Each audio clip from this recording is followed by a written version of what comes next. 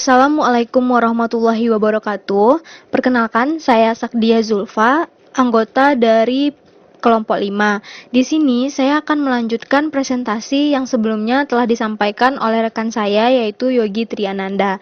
Di sini saya akan menjelaskan materi tentang pasar modal atau capital market.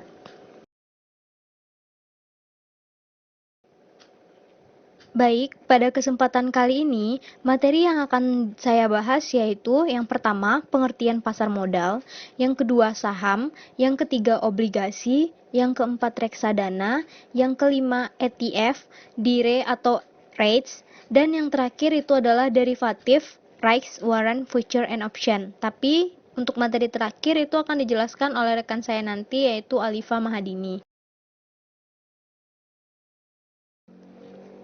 Baiklah, selanjutnya saya akan membahas tentang definisi pasar modal. Pada dasarnya, pasar modal atau capital market merupakan pasar untuk berbagai instrumen keuangan jangka panjang yang bisa diperjualbelikan, baik dalam bentuk utang ataupun modal sendiri. Selanjutnya, instrumen-instrumen keuangan yang diperjualbelikan di pasar modal itu seperti saham, obligasi, waran, REIT, obligasi convertible, dan berbagai produk turunan seperti opsi. Dan menurut Undang-Undang Pasar Modal Nomor 8 Tahun 1995 menjelaskan bahwa pasar modal dijelaskan dengan lebih spesifik sebagai kegiatan yang bersangkutan dengan penawaran umum dan perdagangan efek perusahaan publik yang berkaitan dengan efek yang diterbitkannya, serta lembaga dan profesi yang berkaitan dengan efek. Selanjutnya, saya akan membahas tentang peranan pasar modal. Pasar modal mempunyai peran penting dalam kegiatan ekonomi secara makro. Pasar modal dapat berperan sebagai alat untuk mengalokasikan sumber daya ekonomi secara optimal.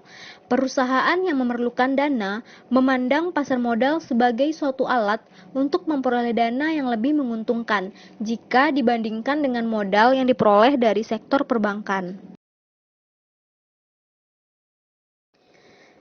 Baik, di sini ada beberapa peranan pasar modal pada suatu negara, yaitu yang pertama, pasar modal bisa dijadikan sebagai fasilitas dalam melakukan interaksi antara pembeli dan penjual untuk menentukan harga saham atau surat berharga yang diperjualbelikan.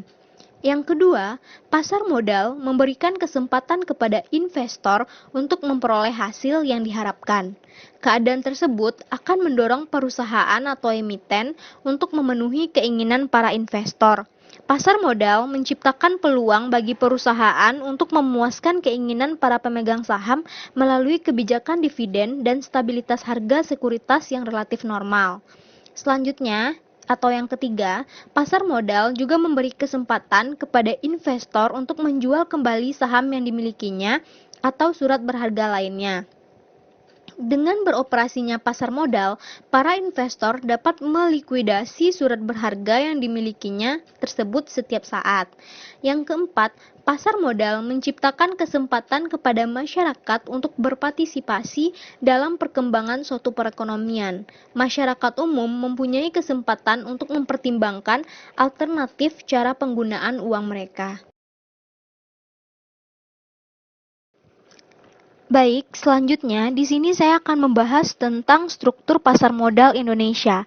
Di sini, lembaga yang tertinggi dari struktur pasar modal di Indonesia yaitu OJK atau Otoritas Jasa Keuangan.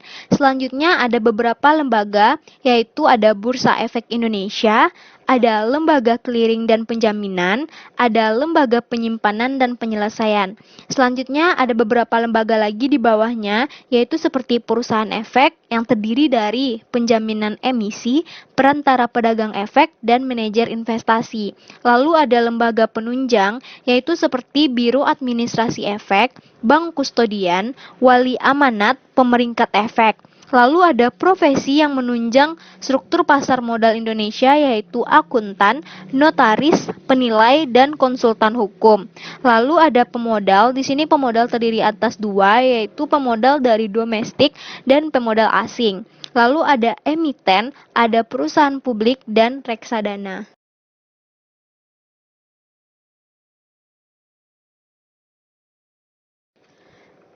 Selanjutnya, di sini saya akan membahas materi berikutnya yaitu mengenai saham. Definisi dari saham itu sendiri adalah saham merupakan surat berharga yang menunjukkan bagian kepemilikan atas suatu perusahaan. Saham juga merupakan tanda penyertaan modal pada suatu perseroan terbatas. Selanjutnya, yaitu jenis-jenis transaksi bursa saham. Yang pertama, perdagangan saham yang beredar oleh perusahaan terbuka yang telah ditetapkan oleh pasar sekunder, di mana pasar sekunder merupakan pasar yang digunakan saham-saham yang diperdagangkan setelah mereka diterbitkan oleh korporasi. Yang kedua, tambahan saham yang dijual oleh perusahaan terbuka yang telah ditetapkan oleh pasar primer, di mana pasar primer merupakan pasar di mana perusahaan menerbitkan sekuritas baru untuk menaikkan modal korporasi. Dan yang ketiga, penawaran perdana kepada publik oleh perusahaan terbuka atau pasar IPO. Jenis transaksi ini juga disebut dengan go public, yaitu tindakan menjual saham kepada publik dalam jumlah besar oleh korporasi tertutup atau oleh pemegang saham utamanya. Baiklah, selanjutnya, dengan memiliki saham suatu perusahaan, maka kita akan memiliki manfaat yang akan diperoleh. Di antaranya, yang pertama yaitu ada dividen, di mana dividen yaitu bagian dari keuntungan perusahaan yang akan dibagikan kepada pemilik saham. Yang kedua, capital gain adalah keuntungan yang diperoleh dari selisih jual dengan harga belinya.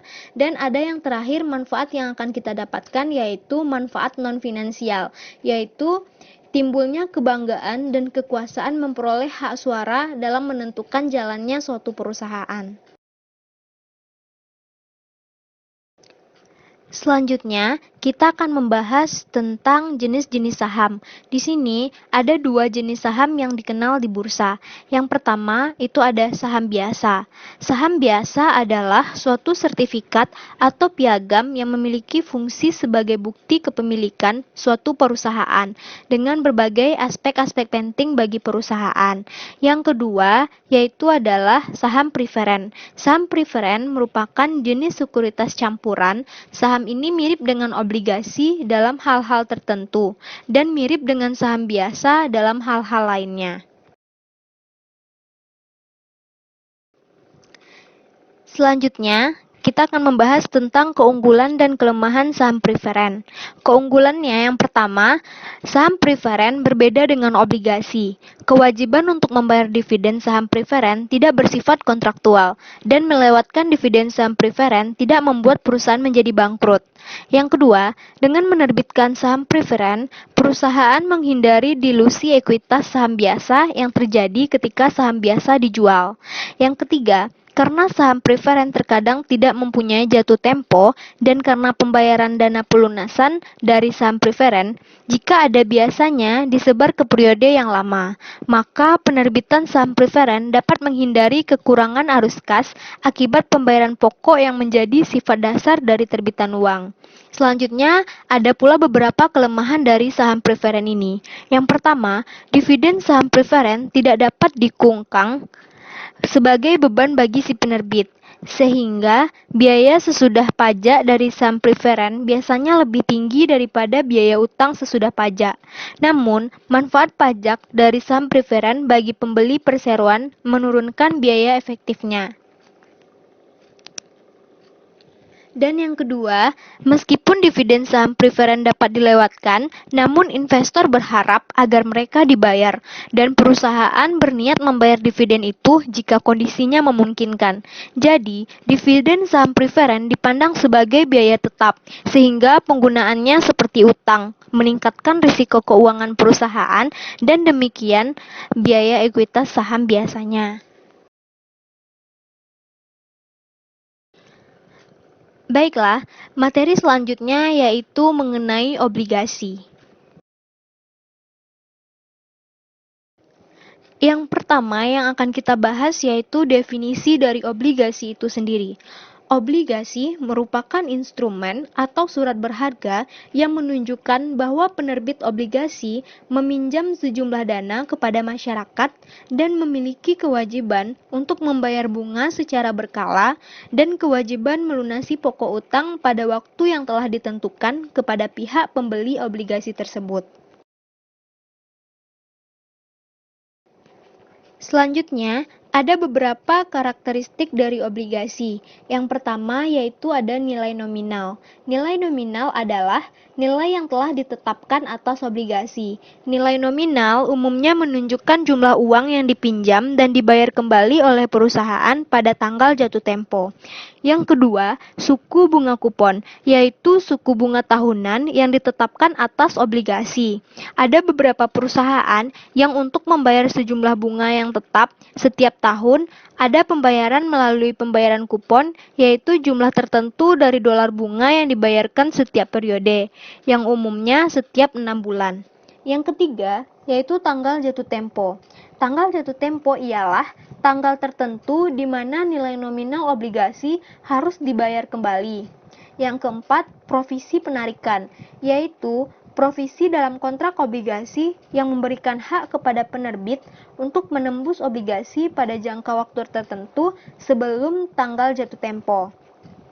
Yang kelima itu adalah dana pelunasan, di mana beberapa perusahaan juga memasukkan provisi dana pelunasan, yaitu provisi dalam kontrak obligasi yang mengharuskan penerbit untuk menarik sebagian dari obligasi setiap tahun.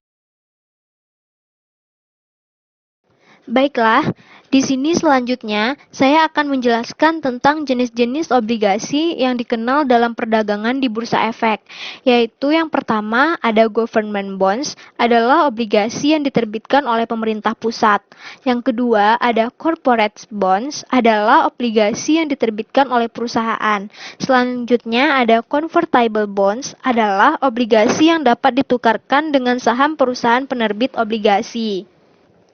Selanjutnya, ada municipal bonds adalah obligasi yang diterbitkan oleh kota praja atau kota madya. Selanjutnya, ada seri bonds adalah obligasi yang diterbitkan melalui beberapa tahapan. Dan ada beberapa lagi jenis-jenis obligasi yang sudah saya tuliskan di sini, yaitu ada serial bonds, term bonds, balloon bonds, euro bonds, putable bonds, dan banyak lainnya.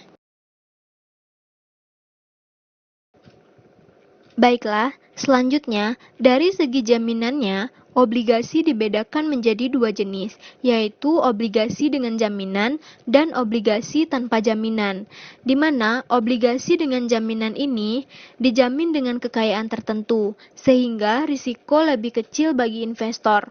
Dan obligasi dengan jaminan ini ada tiga jenis, yaitu mortgage bond, yaitu obligasi yang dijamin dengan tanah dan bangunan. Selanjutnya ada equipment bond, yaitu obligasi yang dijamin dengan perlengkapan seperti mesin, mobil, dan lain-lain. Dan yang ketiga itu adalah collateral trust bond, yaitu obligasi yang dijamin dengan saham atau obligasi lain. Dan yang kedua yaitu obligasi tanpa jaminan, di mana obligasi ini tidak dijamin dengan harta kekayaan yang dimiliki oleh penerbit obligasi, tetapi obligasi ini tetap menarik karena penerbit mempunyai reputasi yang bagus. Selanjutnya, yang akan saya bahas yaitu mengenai kurs obligasi. Perhitungan kurs obligasi dapat dilakukan dengan menggunakan present value method, yaitu menghitung nilai sekarang dari cash flow yang akan diterima selama sisa masa jatuh tempo. Cash flow terdiri dari kupon yang masih akan diterima beberapa kali sesuai dengan sisa jatuh tempo dan nominal obligasi pada akhir jatuh tempo. Baiklah, dari penjelasan definisi saya sebelumnya, di sini ada beberapa variabel yang akan mempengaruhi kurs obligasi, yaitu ada tingkat bunga umum, kupon obligasi, jatuh tempo, dan tingkat risiko pelunasan. Untuk penjelasannya, jika tingkat bunga umum naik, maka kurs obligasi akan turun, dan begitu juga sebaliknya. Rumusan tersebut hanya berlaku untuk obligasi dengan tingkat kupon yang bersifat tetap. Jika kupon lebih besar daripada bunga umum, berarti kurs obligasi berada pada tingkat premium atau di atas nominal. Dan apabila sebaliknya, kurs obligasi berada di bawah 100 atau di bawah nominal atau sering disebut dengan at discount, jika tingkat kupon sama dengan bunga umum, maka secara teoritis kurs obligasi sama dengan nilai nominalnya atau sama dengan 100. Semakin lama jatuh tempo obligasi, semakin tinggi pula kurs obligasi at premium dan sebaliknya.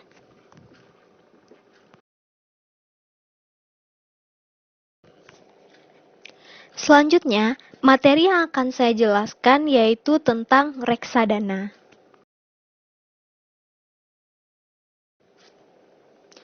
Definisi dari reksadana, reksadana merupakan salah satu alternatif investasi bagi masyarakat pemodal, khususnya pemodal kecil dan pemodal yang tidak memiliki banyak waktu dan keahlian untuk menghitung resiko atas investasi mereka. Reksadana dirancang sebagai sarana untuk menghimpun dana dari masyarakat yang memiliki modal, mempunyai keinginan untuk melakukan investasi, namun hanya memiliki waktu dan pengetahuan yang terbatas. Selanjutnya, yang akan saya bahas yaitu keuntungan dari reksadana. Yang pertama, pemodal walaupun tidak memiliki dana yang cukup besar dapat melakukan diversifikasi investasi dalam efek, sehingga dapat memperkecil resiko. Yang kedua, reksadana akan mempermudah pemodal untuk melakukan investasi di pasar modal. Menentukan saham-saham yang baik untuk dibeli bukanlah pekerjaan yang mudah, namun di reksadana akan memberikan kemudahan kepada pemodal untuk melakukan investasi di pasar modal. Yang ketiga, yaitu efisiensi waktu.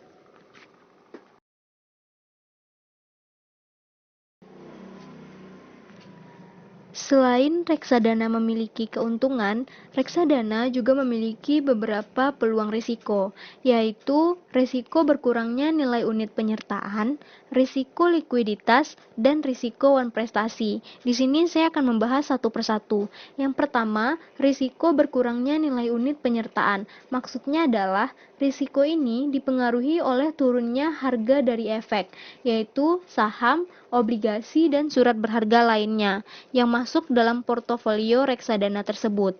Yang kedua, yaitu resiko likuiditas. Resiko ini menyangkut kesulitan yang dihadapi oleh manajer investasi jika sebagian besar pemegang unit melakukan penjualan kembali atas unit-unit yang dipegangnya. Manajer investasi kesulitan dalam menyediakan uang tunai atas penjualan kembali tersebut.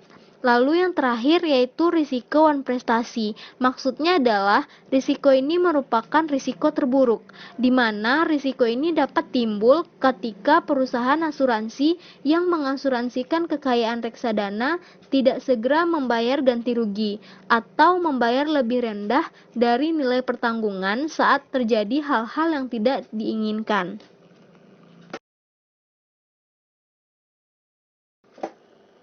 Selanjutnya, dilihat dari portofolio investasinya, reksadana dapat dibedakan menjadi 4 macam. Yang pertama, reksadana pasar uang, yang kedua, reksadana pendapatan tetap, yang ketiga, reksadana saham, dan yang terakhir yaitu reksadana campuran. Reksadana pasar uang, reksadana jenis ini hanya melakukan investasi pada efek bersifat utang dengan jatuh tempo kurang dari 1 tahun. Tujuannya adalah untuk menjaga likuiditas dan pemeliharaan modal.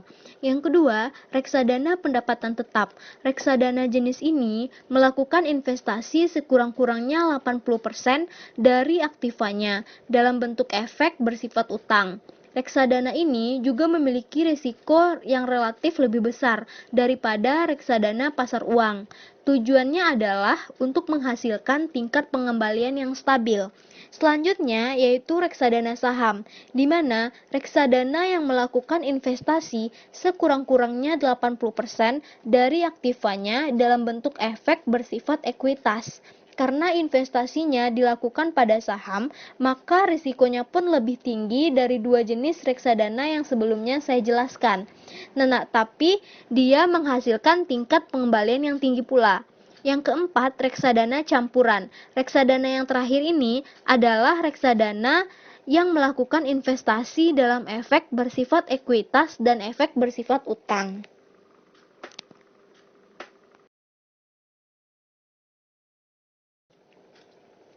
Selanjutnya yang akan saya bahas adalah Exchange Traded Fund atau ETF. ETF adalah reksadana yang berbentuk kontrak investasi kolektif yang unit penyertaannya diperdagangkan di bursa efek. Meskipun ETF pada dasarnya adalah reksadana, namun produk ini juga diperdagangkan seperti saham-saham yang ada di bursa efek. ETF merupakan penggabungan antara unsur reksadana dalam hal pengelolaan dana dengan mekanisme saham dalam hal transaksi jual maupun beli.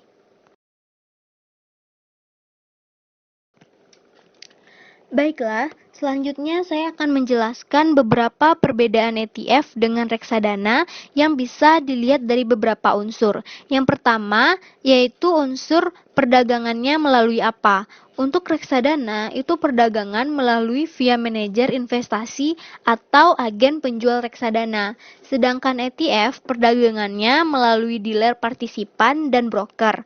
Lalu untuk minimum pembelian, di reksadana itu minimum pembeliannya 1 unit. Sedangkan di ETF, untuk pasar primer, minimum pembeliannya 100.000 unit. Sedangkan untuk pasar sekunder, minimum pembeliannya yaitu 100 unit. Dan selanjutnya, dari biaya transaksi. Jika di reksadana, biaya pembelian atau biaya transaksi umumnya 1% hingga 3%. Sedangkan ETF itu sesuai dengan biaya komisi dari broker. Lalu, untuk risiko transaksi, dari reksadana, risiko manajer investasi dari pengelolaan portofolio. Sedangkan ETF, risiko transaksi dapat dikontrol lebih rendah, karena transaksi jual beli ETF dapat dilakukan setiap saat selama jam bursa berlangsung. Lalu, untuk nilai aktiva bersih per unit penyertaan, untuk reksadana, perhitungan nilai aktiva bersih per unit penyertaan dilakukan 1 kali setelah penutupan jam perdagangan di Bursa Efek Indonesia. Bedanya dengan ETF, perhitungan indikasi nilai aktiva bersih per unit penyertaannya dilakukan setiap saat selama jam perdagangan di Bursa Efek Indonesia. Untuk harga di reksadana yaitu ditentukan pada akhir hari, sedangkan untuk ETF harganya akan ditentukan real time atau pada saat itu juga. Lalu untuk underlying, untuk reksadana yaitu saham, sedangkan ETF adalah indeks acuan. Untuk settlement, untuk reksadana yaitu 7 hari setelah transaksi dilakukan, sedangkan ETF 2 hari setelah transaksi dilakukan. Dan yang terakhir unsurnya yaitu dealer partisipan. Untuk reksadana itu tidak ada dealer partisipannya, sedangkan untuk ETF ada dealer partisipannya.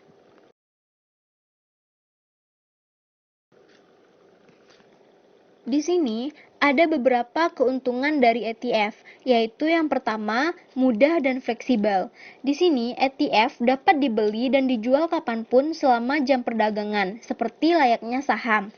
Yang kedua, rendah biaya dan risiko, di mana manajemen fee relatif lebih rendah dibandingkan reksadana. Lalu, biaya transaksi ETF akan disesuaikan dengan komisi broker.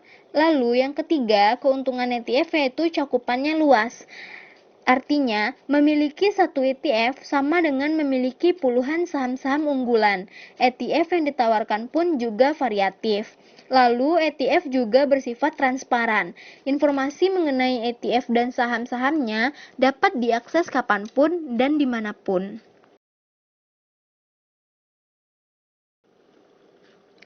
Selanjutnya, di sini ada beberapa tujuan berinvestasi ETF. Yang pertama yaitu adalah diversifikasi, di mana diversifikasi secara otomatis atas beberapa saham unggulan dalam sekali order. Yang kedua, fleksibilitas, yaitu memanfaatkan fleksibilitas jual beli yang tinggi karena dapat langsung melakukan pembelian maupun penjualan ETF selama jam bursa berlangsung, selayaknya seperti saham. Selanjutnya, saya akan membahas tentang peraturan ETF. Pengawasan ETF dilakukan oleh 3 pihak, yakni OJK, Bursa Efek Indonesia, dan KSEI.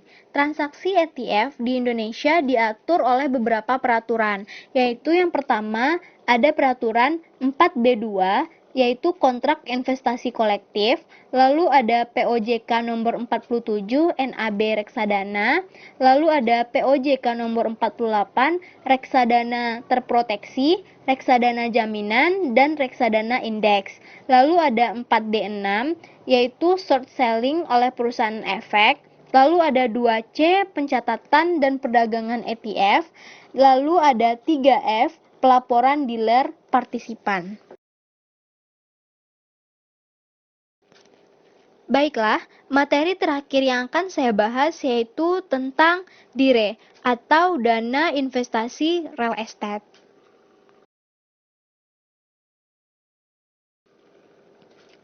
Selanjutnya, di sini ada struktur atau prosedur tentang Real Estate Investment Trust. Di sini yang pertama ada investasi properti, lalu ada income berkala yang akan didapatkan, lalu nanti investasi dalam bentuk properti tersebut akan tercatat di bursa.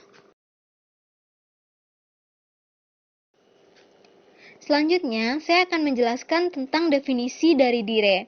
Dana investasi real estate atau dalam bahasa Inggris disebut REIT, yaitu Real Estate Investment Trust, merupakan sarana investasi yang memungkinkan penghimpunan dana dari masyarakat yang akan dikelola untuk diinvestasikan pada aset real estate, yaitu properti, seperti tanah, bangunan, gedung, pusat belanja, dan lain-lain. Di sini ada sedikit catatan, DIRE diwajibkan menginvestasikan setidaknya 80% dari dana yang dikelolanya ke sektor properti, di mana 50% harus berbentuk aset properti langsung.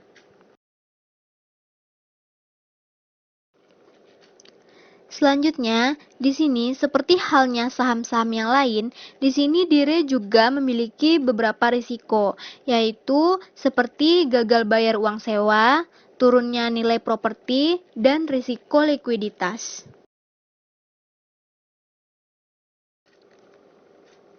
Lalu, di sini saya akan juga menjelaskan bahwa pada investasi DIRE ini ada beberapa batasan yang perlu diketahui. Yang pertama, aset real estate. Di sini, seperti membeli gedung perkantoran dan menyewakannya. Lalu yang kedua, aset yang berkaitan dengan real estate, seperti membeli saham atau obligasi perusahaan properti. Lalu yang ketiga, dalam bentuk kas atau setara kas. Baiklah, sekian yang dapat saya sampaikan. Untuk materi selanjutnya akan disampaikan oleh Alifa Mahadini. Terima kasih.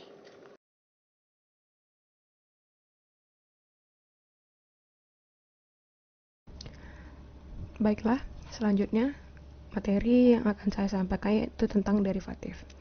Derivatif atau surat berharga turunan. Derivatif merupakan kontrak atau perjanjian yang nilai atau peluang keuntungannya terkait dengan kinerja aset lain. Aset lain ini disebut sebagai underlying asset. Efek derivatif merupakan efek turunan dari efek utama baik yang bersifat penyertaan maupun utang. Efek turunan dapat berarti turunan langsung dari efek utama maupun turunan selanjutnya. Dalam pengertian yang lebih khusus, derivatif merupakan kontrak finansial antara dua atau lebih pihak-pihak guna memenuhi janji untuk membeli atau menjual aset atau komoditas yang dijadikan sebagai objek yang diperdagangkan pada waktu dan harga yang merupakan kesepakatan bersama antara pihak penjual dan pihak pembeli. Adapun nilai di masa mendatang dari objek yang diperdagangkan tersebut sangat dipengaruhi oleh instrumen induknya yang ada di spot market. Baiklah, materi selanjutnya itu tentang instrumen pasar modal. Instrumen pasar modal ada 4, yaitu yang pertama opsi, yang kedua warrant, yang ketiga right, yang keempat future.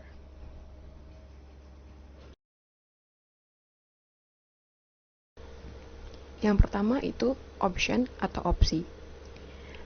Option adalah surat pernyataan yang dikeluarkan oleh seseorang atau lembaga tetapi bukan emiten untuk memberikan hak kepada pemegangnya untuk membeli saham, atau call option dan menjual saham, atau put option pada harga yang telah ditentukan sebelumnya. Nah, tadi kan kita juga mendengar kata-kata call option dan put option. Lalu call option itu apa sih? Jadi call option adalah transaksi yang didasari suatu kontrak untuk memiliki hak dan bukan kewajiban untuk membeli falas dengan volume dan harga yang disepakati. Lalu put option adalah transaksi yang didasari suatu kontrak untuk memiliki hak, bukan kewajiban untuk menjual falas dengan jumlah dan harga tertentu yang telah disepakati.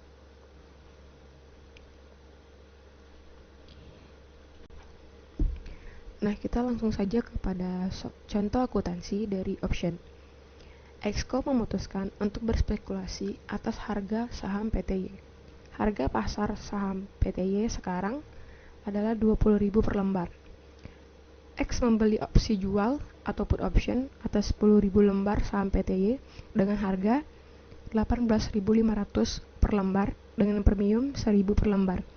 Dan X juga membeli opsi beli atau call option atas 10.000 lembar saham PTY dengan harga exercise atau strike price sebesar 22.000 per lembar dengan premium 1.000 per lembar. Harga pasar saham akan naik menjadi 25.000. Maka jurnal yang dibuat oleh Exco adalah sebagai berikut. Jurnal saat membeli opsi. Call option sebesar 10 juta, put option sebesar 10 juta, dan pada sisi kredit ada cash yaitu sebesar 20 juta. Lalu jurnal saat penutupan kontrak opsi.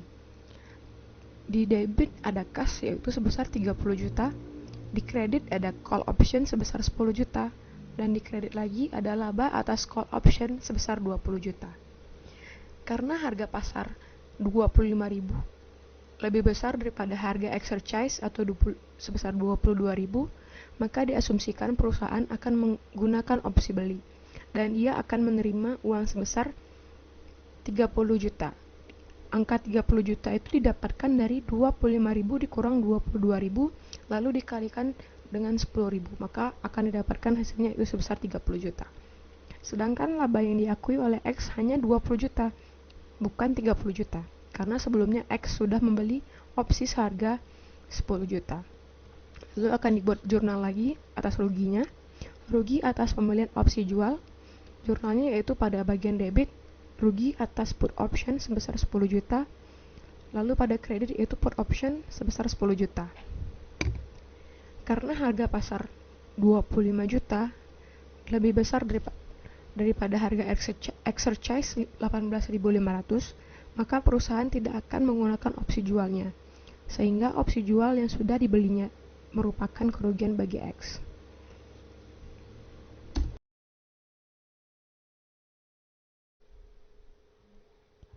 Yang kedua adalah warrant. Warrant adalah surat berharga yang dikeluarkan oleh perusahaan yang memberikan hak kepada pemegangnya untuk membeli saham perusahaan dengan persyaratan yang telah ditentukan sebelumnya. Warrant biasanya melekat sebagai daya tarik pada penawaran umum saham perdana atau IPO ataupun obligasi. Biasanya harga pelaksanaan lebih rendah daripada harga pasar saham. Setelah saham ataupun obligasi tersebut tercatat di bursa, warrant dapat diperdagangkan secara terpisah. Periode perdagangan warrant sekitar 3-5 tahun. Warrant merupakan suatu pilihan atau option di mana pemilik warrant mempunyai pilihan untuk menukarkan atau tidak warrantnya pada saat jatuh tempo.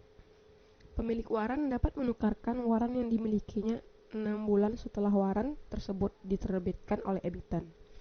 Harga waran itu sendiri berfluktuasi selama periode perdagangan di pasar sekunder. Lalu, waran memiliki karakteristik.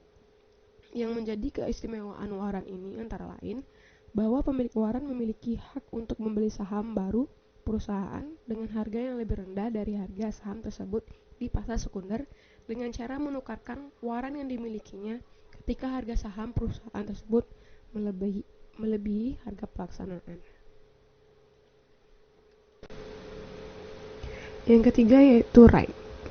Right adalah surat yang diterbitkan oleh perusahaan yang memberikan hak kepada pemegangnya atau pemilik saham biasa untuk membeli tambahan saham pada penerbitan saham baru. Biasanya munculnya instrumen derivatif right ini dilakukan ketika emiten melakukan penawaran saham kedua atau second issue. Di pasar modal Indonesia, second issue ini biasa disebut dengan right issue yang secara sederhana bisa kita terjemahkan mengeluarkan saham dengan hak membeli kepada pemegang saham lama. Artinya, dalam right issue tersebut, pemegang saham lama diberi prioritas terlebih dahulu untuk memiliki saham yang akan dikeluarkannya itu. Sifatnya berupa hak, jadi pemegang saham lama boleh melakukan pembelian, tapi boleh juga melepas haknya itu. Karena sifatnya yang demikian itu, maka right yang merupakan hak untuk membeli saham yang dikeluarkan itu bisa diperjualbelikan di lantai bursa. Periode perdagangan right tersebut tidak selamanya, melainkan hanya sementara saja. Biasanya antara 5 sampai hingga 10 hari. Dengan sifatnya yang berupa hak, ada beberapa keistimewaan dan keuntungan yang bisa diperoleh dari investor dengan right ini. Investor yang menjadi pemegang saham lama memiliki hak istimewa untuk membeli saham baru pada harga yang telah ditetapkan dengan menukarkan right yang dimilikinya. Dengan hak istimewa itu, memungkinkan investor tersebut untuk memperoleh keuntungan dengan membeli saham baru dengan harga yang lebih murah. Lalu kita lanjut kepada karakteristik dari right. Di samping memiliki keuntungan, right juga memiliki risiko. Salah satu contoh risiko yang sering terjadi adalah apabila harga saham pada periode pelaksanaan atau yang biasa disebut dengan exercise date lebih rendah. Dalam kondisi ini dengan sendirinya investor tidak akan mengkonversikan right tersebut. Sementara itu investor akan mengalami kerugian atas harga beli right.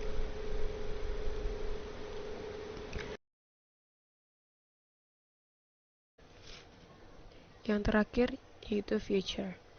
IDX EQ45 Future merupakan suatu perjanjian yang mewajibkan para pihak untuk membeli atau menjual sejumlah underlying pada harga dan dalam waktu tertentu di masa yang akan datang.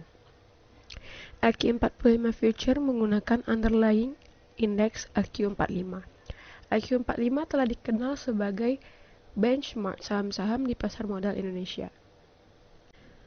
Di tengah perkembangan yang cepat di pasar modal Indonesia, indeks EQ45 dapat menjadi alat yang cukup efektif dalam rangka melakukan tracking secara keseluruhan dari pasar saham di Indonesia.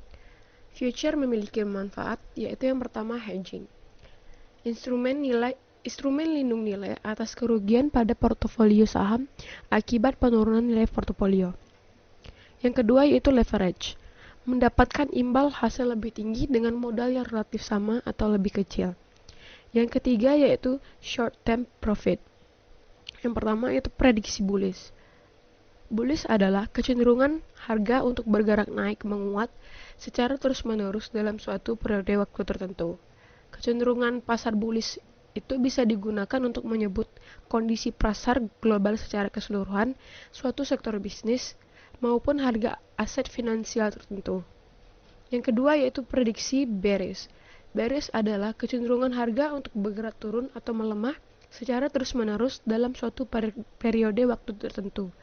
Bearish juga bisa dipakai guna menyebut kondisi pasar global secara keseluruhan, suatu sektor bisnis, maupun harga aset finansial tertentu, serta acap dipakai untuk menyebut sentimen di kalangan trader yang pesimis mengenai suatu aset finansial meskipun harganya belum benar-benar menurun. manfaat yang keempat yaitu diversifikasi, alternatif investasi, dan indeks LQ45 merupakan gabungan 45 saham terliquid yang diperdagangkan di Bursa Efek Indonesia. Sekian dari saya, dan materi yang telah dipresentasikan oleh rekan-rekan kelompok saya tadi. Sekian dari kami. Wabillahi taufiq wal hidayah. Wassalamualaikum warahmatullahi wabarakatuh.